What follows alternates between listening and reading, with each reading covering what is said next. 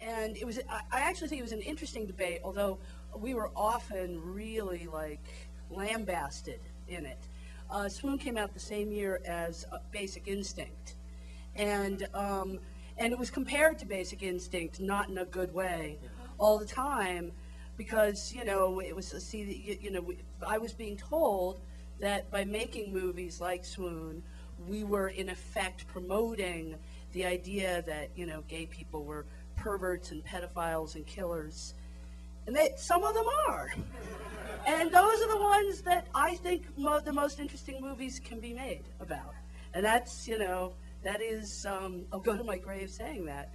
But in all honesty, I think what's happened over the past 15 years, in an interesting way, is that what exactly constitutes, a gay image for all has really changed and morphed, and it's not so black and white, and it's not so cut and dried, and we now as a community are a little bit more amenable to to stories that aren't quite so, that maybe where the heroics aren't quite so simple.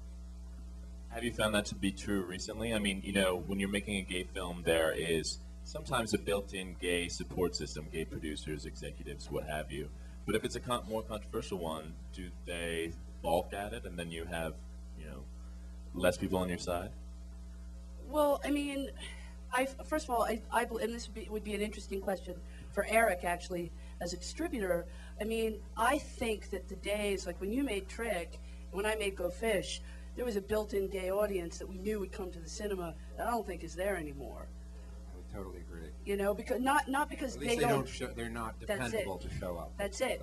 Because now they have more choices. I mean, when we made those movies, people almost were like, oh my God, there's something where I'm going to get to see myself represented on screen.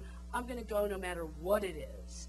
And sometimes with movies like Poison, they came out of it going like, I didn't expect such an experimental movie. I just wanted to see some guys kissing,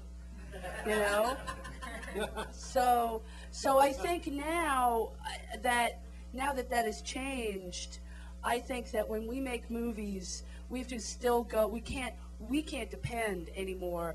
Like, all right, we're going to make a tale that even if we only market it to the gay audience, it will still do. And I always think of Trick a little bit as one of the last of those movies. Mm-hmm.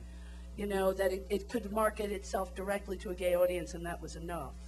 And there was sort of an attempt with Trick to make it cross over a little bit, and frankly, that failed. I mean, so economically, Trick was interesting in the sense that you actually had a really game distributor saying, I think teens are going to go and see this, and they did big screenings on Long Island, and we went to a couple of them, and I think people were slightly, uncomfortable with the whole thing, and most of these were, sort of, not closeted, but kind of gay men that were sort of in this, Hampton set who had this idea, and then once that sort of got shown to the public at large, sort of the picture changed a little bit. But who did show up was the gay audience, and I think they really loved it, and they were happy to go to the Sunset 5, and now if you go to the Sunset 5 in LA, the gays don't go there anymore, they want to go to the ArcLight, and so I feel like we're no longer comfortable on some level with being this kind of cool, marginalized society. We want to be on TV, we want to see the same movies that everybody else is seeing, and I guess in the case of Brokeback Mountain, it's thrilling to us when everybody wants to see our movie too,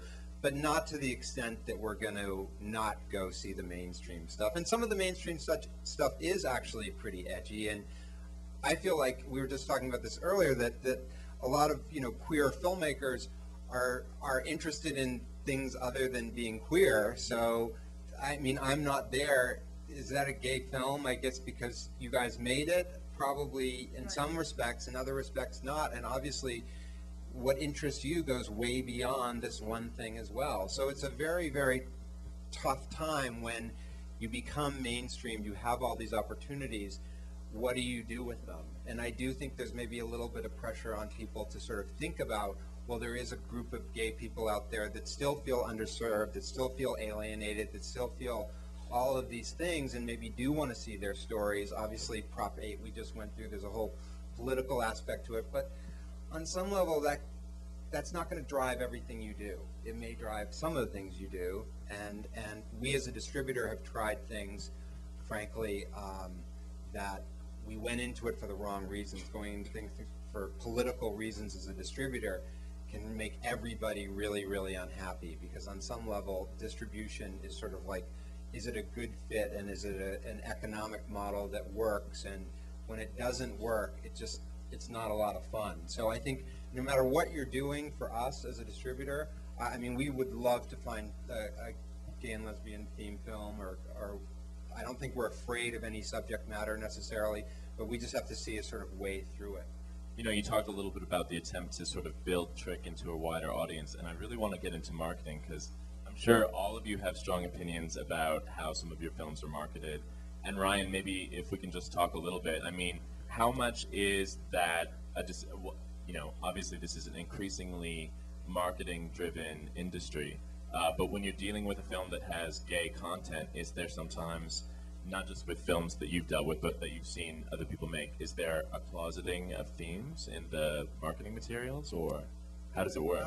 I don't think so. I agree with everyone has said. I think that for me as a viewer, and who you know, moved to New York around the time like movies like Swoon and Go Fish were coming out, I mean, those were so exciting, and they seemed really fresh, and like there was the Gregor Rocky movies and the Gus Van Sant movies too, and I really, you know, those are the movies that I really, really loved, and I think informed my sensibility a lot in the Todd Haynes films. And I think over the years, personally, I feel like there's been like these venues like the GLAAD Cinema and the Sunset 5 where you could go see gay movies, and you could really just open the movie there, and the gay audience would show up. But I think over the last few years, there's been so many more movies released, and they kind of just, you know, whoever was releasing them would just slap on like a really hot guy on the poster, and you would show up, and because the guy was cute, and then the movie would totally suck. And I think that for me, after a certain period of time, I just started feeling like, you know, I've seen that movie, and I kind of feel like, you know, if it's disappointing that the gay audience doesn't show up. When I worked on the movie Tarnation, you know, it was such like kind of like a landmark kind of special movie, and I really had hoped that the gay audience would show up for this movie. Not that it was totally gay. I mean, it was about the relationship between the mother and the son, and there was just so many beautiful elements to it. But it was a really tough movie, and you know, the movie didn't even make $1 million. It made like $750,000 and had so much press. I mean, it was pretty impossible to miss. And you know, that's when I kind of felt like, you know, the gay audience isn't really showing up that much anymore. And I feel like now you have to kind of make, you know, you have to have a lot of other elements to work to really get people in. I mean, I worked on 2 movies last year, Savage Grace, which Christine produced, and Love Songs, a French movie by Christophe Honoré. And I don't think we sold either of them as necessarily gay. I mean, there was a huge, you know, we tried to get the gay audience in, and we did a lot of outreach, and we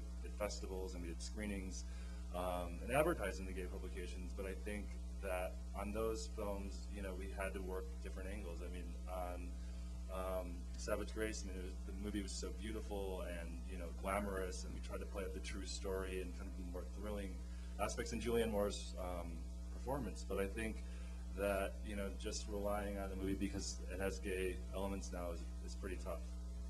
Daniel and David, maybe you could talk a little bit about how Lifetime is advertising Prayers for Bobby. Well, it's actually an interesting tie-in, because this ad, this poster, the copy says she loves everything about her son except who he is. How many people here have seen a commercial of Prayers or an ad? How many in the room? Is this a good time to just show the commercial? Yeah, do we have that? Maybe we should do that, because it'll actually tie into the advertising aspect. So here's a peek at the film. It airs, by the way, this Saturday night. So.